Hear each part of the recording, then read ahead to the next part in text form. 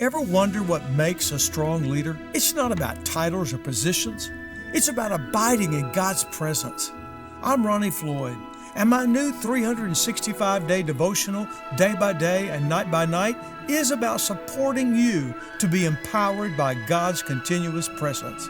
I want to inspire you to lead with confidence, even amidst transition or adversity, to lead with God by your side, day by day and night by night.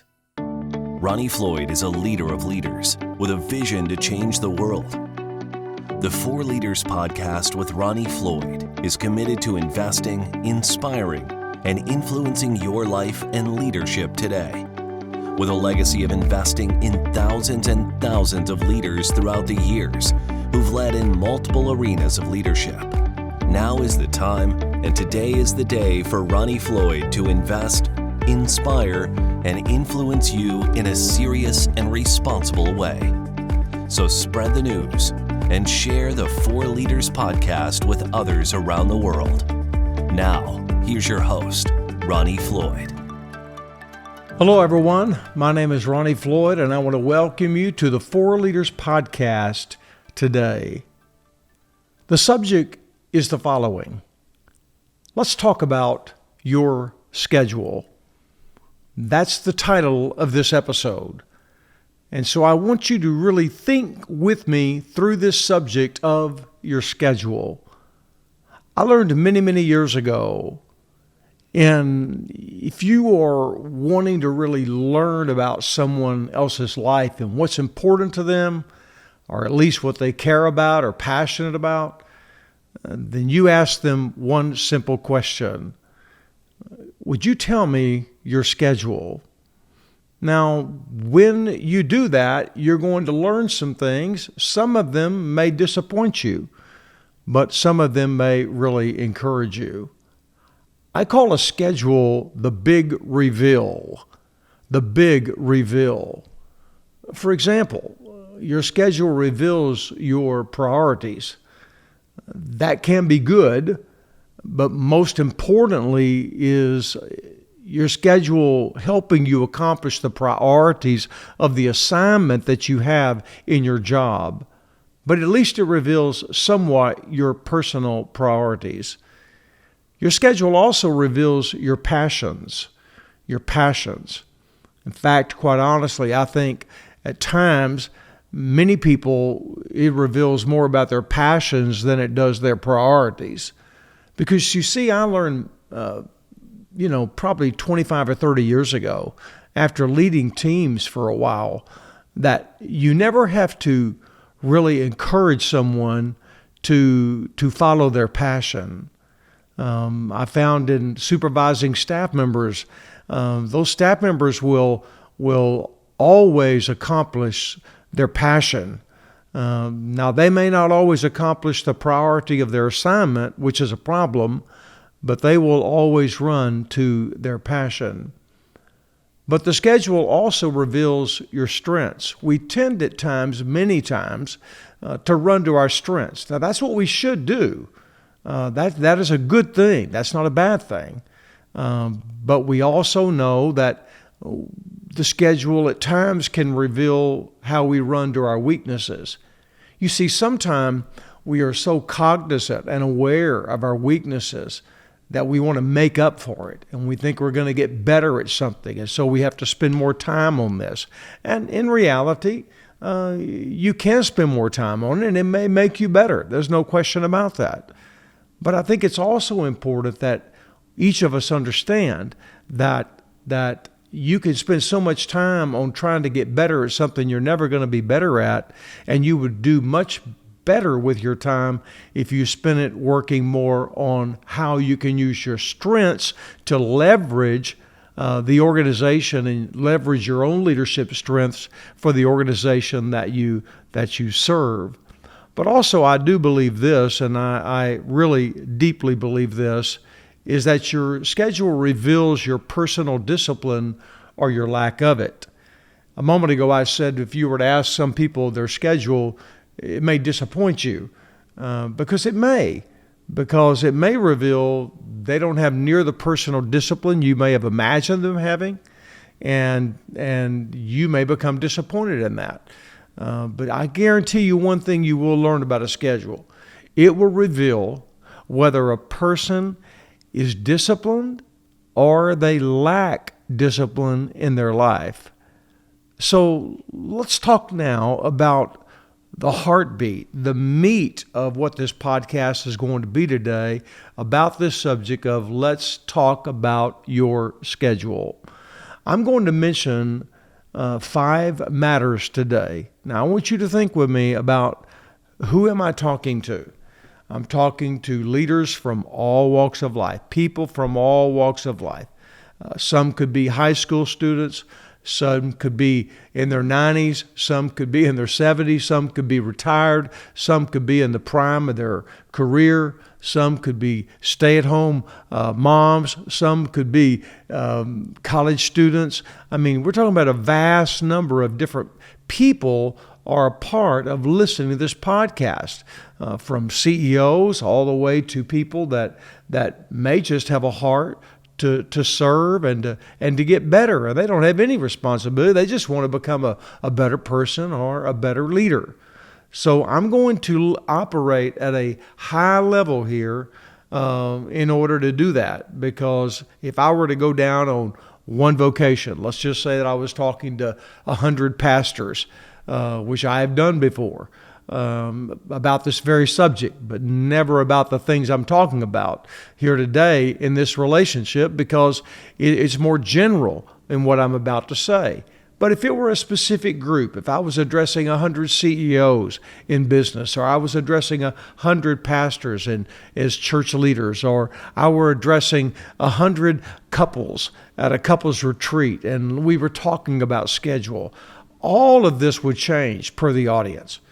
My point to you briefly is that this audience is widespread. It's not a certain group that we're gonna zero in on, and we're going to really laser beam this entire podcast toward. So I'm just talking about people and their life and their workplace, because I think the workplace is the key in all this, and that's really where I'm going to really soak my teeth in this with you today in this. So as we talk about your schedule, I want to talk about the first thing, and that is most important. Many of you are followers of Jesus Christ, so I'm going to start right here where we should start with your schedule, and that is this: begin each day with God. Your first priority of the day. Begin each day with God. I'm telling you, if I was talking to 100 Christian CEOs, that's exactly what I would tell them. If I was talking to 100 ministers of the gospel, or I was about to mobilize 100 missionaries around the world, that's exactly what I would tell them. If I were talking to 100 retired couples, wherever they were in the country, it's exactly what I would tell them. Or if I was talking about 100 teenagers at a camp situation, and say, okay, now you juniors and seniors, I'm going to tell you this is what you need to do, I would tell them all the same thing. To me, everyone needs to start here. Begin each day with God. That should be your first priority of the day. In other words, if Jesus is Lord and your priority is to move your life to follow the Lord and do business the way He wants you to do business, treat people the way you want you to treat people, be what you need to be, whether it be in the family, whether it be in your marriage, whether it be at the workplace, whether it be on the ball fields, wherever it would be, then you've got to begin your day with God. Listen, none of us are good enough to not do that. We need to have God involved in our day. Now, I want to make this real clear. Only you can determine how long this time is with God or what you do in it. If we were talking about my schedule, then I could talk about that. But I'm not talking about my schedule. I'm talking about all of our schedules. But if it were me personally, I rise early every day. All right? I'm going to spend a great deal of time in reading God's Word. I'm going to spend a great deal of time in prayer. I'm going to spend a great deal of time writing in relationship to what God is showing me on that day.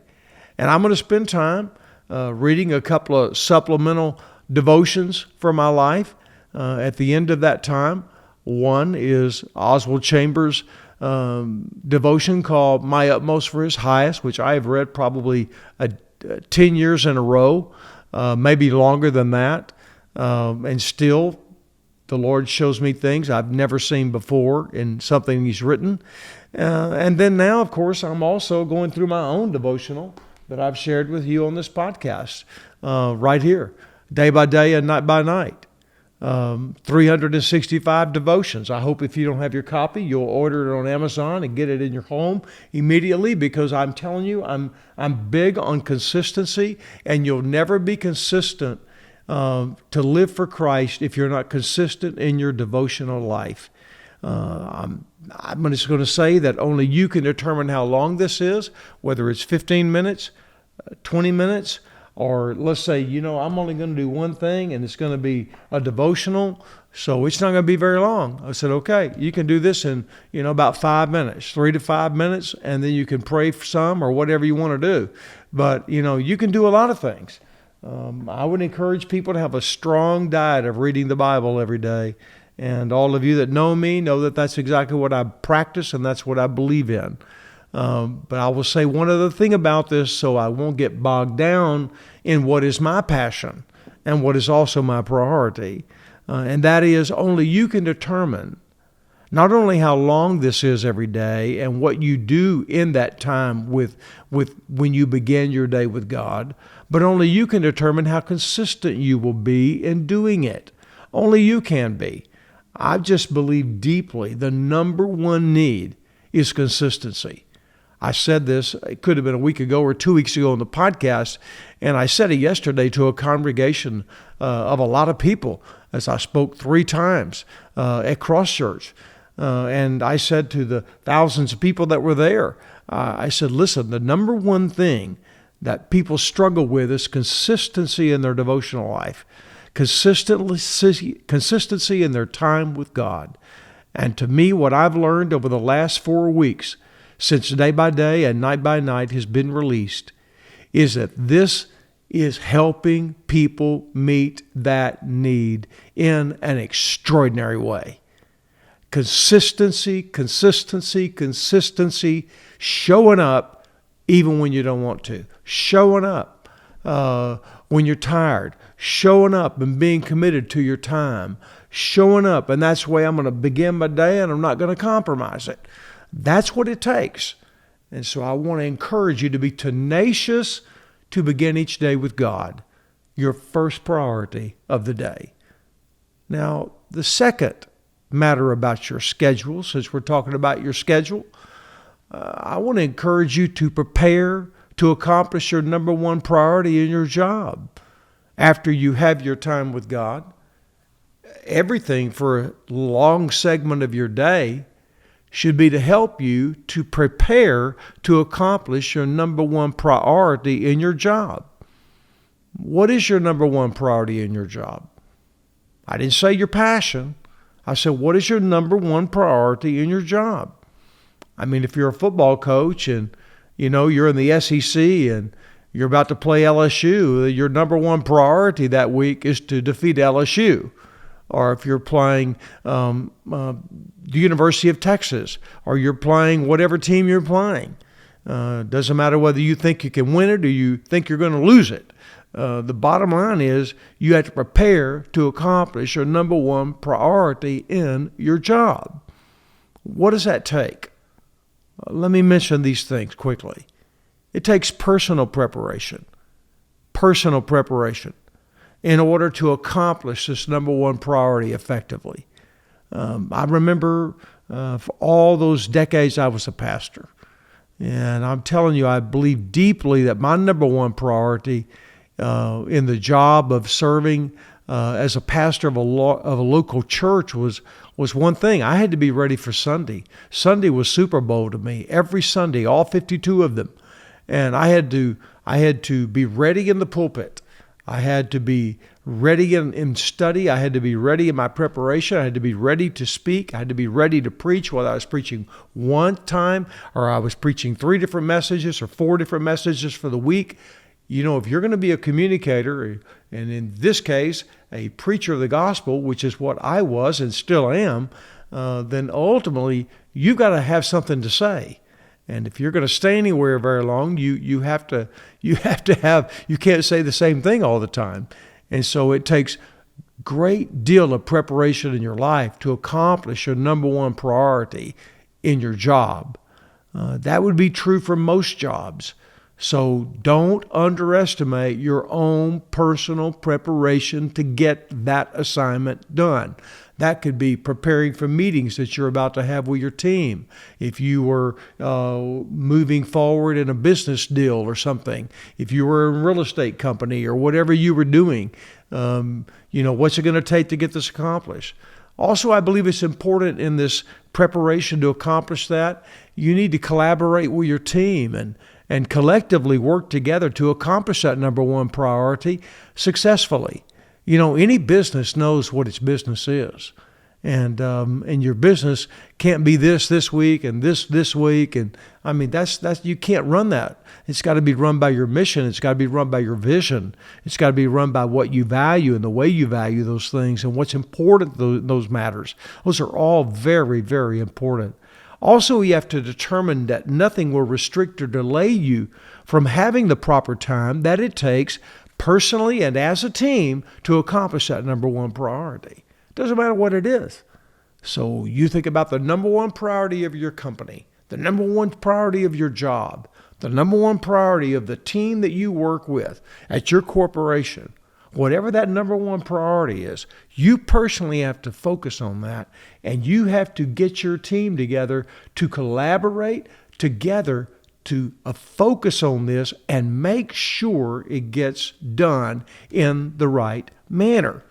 And you can't be distracted by this delay or detained by this thought that somebody wants to chase for an hour that is a waste of time in a meeting. No, you can't do that. You've got to stay focused and to decide, I'm going to accomplish the number one priority of my job. And you need to look at it like this. We may not accomplish anything else all week, but there's one thing we're going to accomplish. We're going to accomplish the number one priority in this job or of this company. That's what we're going to do. We may not be to the level of success we were 2 weeks ago, but we're going to accomplish a priority to the best of our ability with the circumstances we're facing this week. We're going to get the job done. I love football coaches. I love the game of football. But, I know this is true, but, when you take a big rivalry like an Alabama versus an Auburn in the SEC, or you take a Big Ten rivalry like Ohio State and Michigan, I'm sure that each one of those head football coaches and probably their assistants get asked this question every day. What are you doing to prepare to beat Alabama? What are you doing to prepare today to beat Auburn? What are you doing today to beat Ohio State? What are you doing today to defeat Michigan?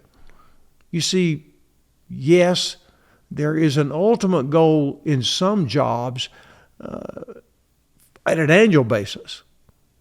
And for a football coach who has a major rivalry, he needs to defeat his rivalry. All right? You appropriate that where it is in your life. Okay? Use it however you want. But the point is this: prepare to accomplish your number one priority in your job. Number 3, about your schedule, develop the people around you. Spend time developing the people around you. Now, why is this important? I'll tell you why. Because you cannot accomplish your number one priority with a team of people around you. You cannot accomplish it without a team of people around you. It's very important you understand that. It's not all on you. You're important, perhaps, You're obviously important to God. You're important to us because you're on this podcast. But don't overestimate your importance, that you're the only one that's going to get this thing done, whatever it is that you're assigned to do. You have a team of people with you. And as a team, you can work together to accomplish that priority in a much more effective way. So that's why you need to develop the people around you. You say, well, Ron, I don't know how to develop the people around me. What do you mean, develop the people around me? All right, let's talk about that for a moment. Let me give you 3 things to consider. First of all, invest in them personally. Invest in them personally. Invest in them personally. It's not what you can get out of them. You have to deposit something within them. How are you making them better leaders? How are you preparing them to accomplish the jobs that you've asked them to do? How are you accomplishing, and what are you doing to prepare them, to invest in them, to work together in a more effective way to accomplish the number one matter in your company or in your business or on your team, whatever that may be. So invest in them personally. Secondly, inspire them to become better personally and together. Inspire them. You say, well, how do I inspire them? Well, motivate them with your communication skills. Share with them things that will better them, make them better at what they do. You could see a story of somebody that does something great for their company, and you could say, you know what, I was thinking about you this week, and this is what I always see in you. I thought it might encourage you today. Or let's say, for example, you read a devotional somewhere. Let's say you were reading a devotional like this book right here I just talked about briefly, Day by Day and Night by Night. And let's say that the emphasis was something on a day like, that God is going to be with you wherever you go. Recently you seem to be a little bit distant. I don't know what you're walking through in your life, but I know for you to do your job, you're going to have to be encouraged. Let me encourage you today. God is with you, whatever you're facing. Is there any way I can help you? What can I do to help you, to encourage you, to inspire you, to move forward to do your job? And then you have to, thirdly, influence them to become world changers. Listen, you have to build a consistency and a belief we can do this together. We can do this together. No matter what it is, we can do it together. It doesn't matter what we face, what the obstacles are, what the challenges are. We're going to get through this together. And that kind of leadership is really, really critical. And you have to develop the people around you. The fourth thing I would say let's talk about your schedule. Determine to be present wherever you are.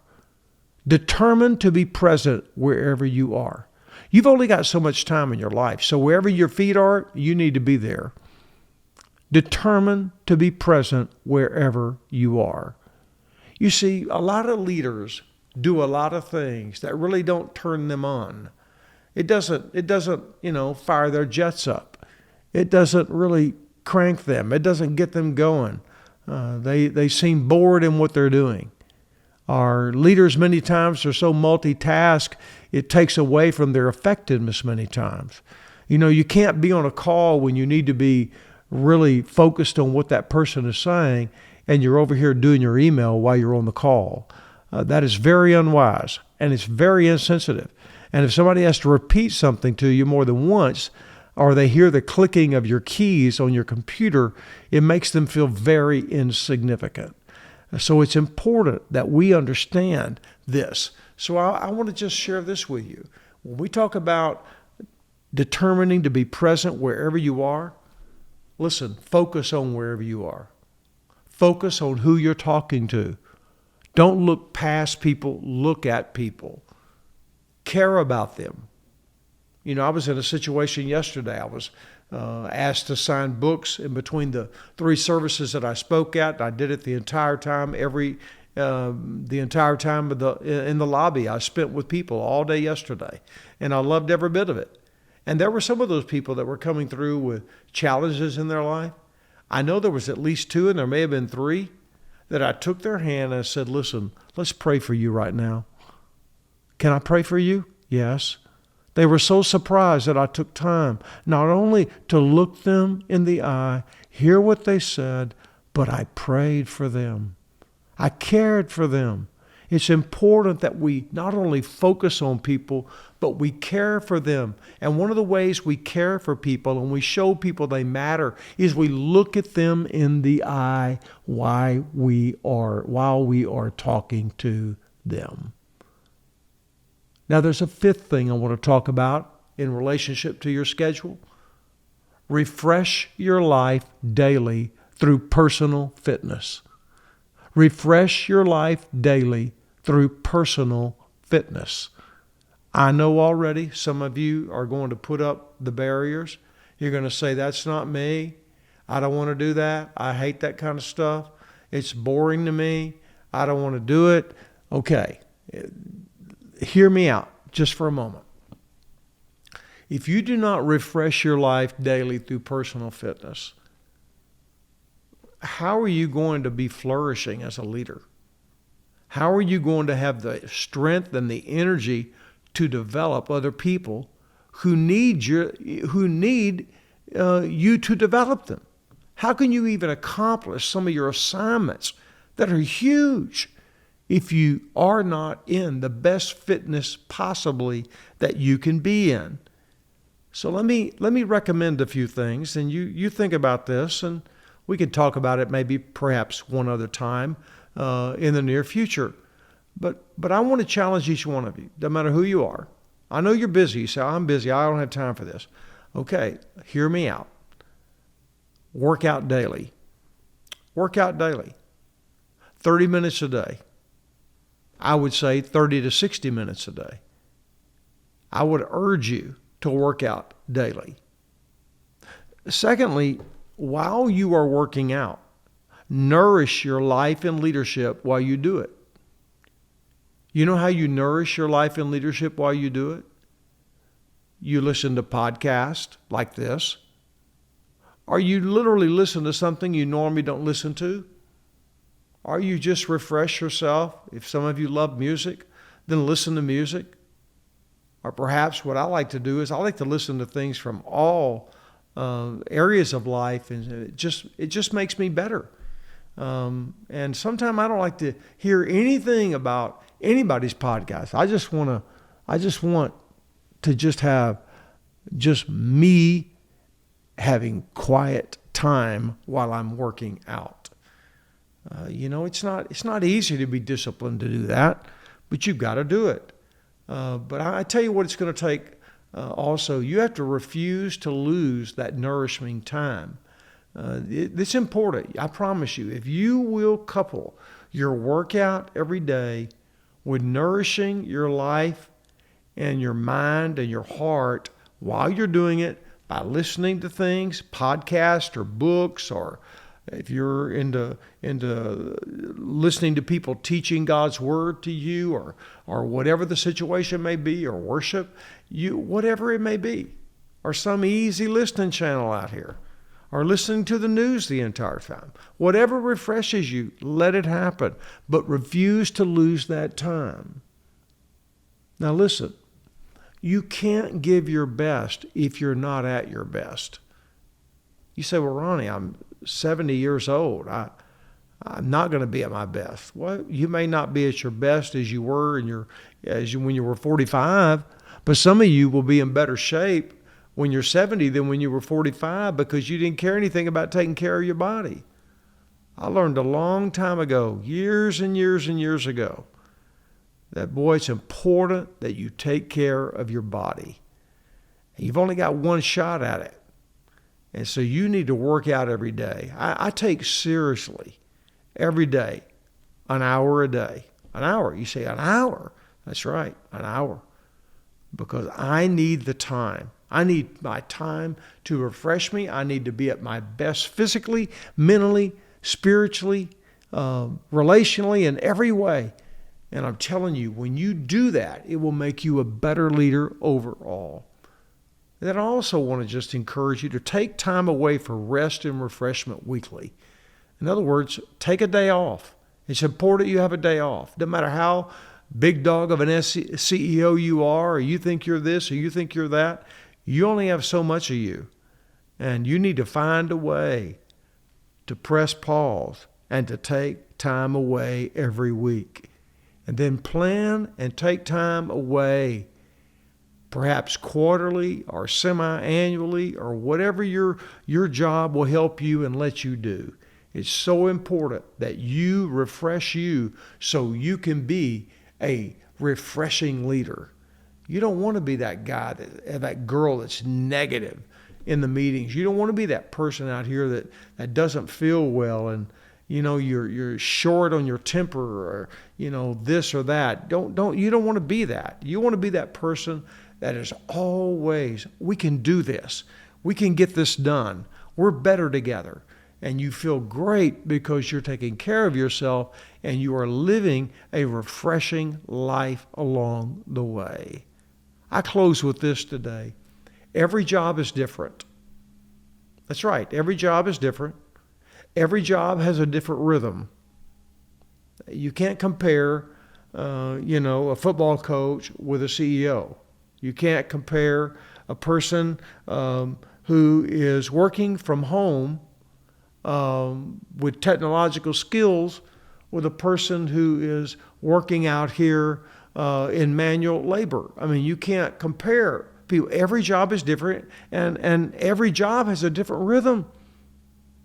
Every job has seasons, and you have to learn those seasons. But here's the key. Once you get the rhythm, once you know the rhythm, then you need to prioritize getting these things in your life. When we talk about schedule today, let's review and we're gone. Begin each day with God, your first priority of the day. 2, prepare to accomplish your number 1 priority in your job. Number 3, develop the people around you. Number 4, determine to be present wherever you are. Number 5, refresh your life daily through personal fitness. My friend, whatever your rhythm is, resolve right now. I'm going to do the right thing from now on to accomplish what God has placed me here to do, and I'm going to give it my best. The scripture is clear. Whatever you do in word or deed, do it all to the glory of God. That includes your life and the way you live your life. Thanks for joining me on the 4 Leaders Podcast. Would you take time today to rate the podcast? Would you take time today to send this to a friend? This podcast would be an excellent podcast for a team of people that you work with. Listen to together, or listen to it separately, and then come back together and talk about it. It's so important that we really work hard and strive to accomplish this important thing. Let's talk about your schedule. It is critical. And also, if you still are looking for that consistency in your devotional life, that consistency in your walk with Christ, please order right now today. Order it on Amazon. Day by day and night by night. 365 morning and evening devotions. God bless you. Can't wait to see you next week. Thanks for tuning in. For more information on Ronnie Floyd, go to 4leaders.com. We'll see you next time.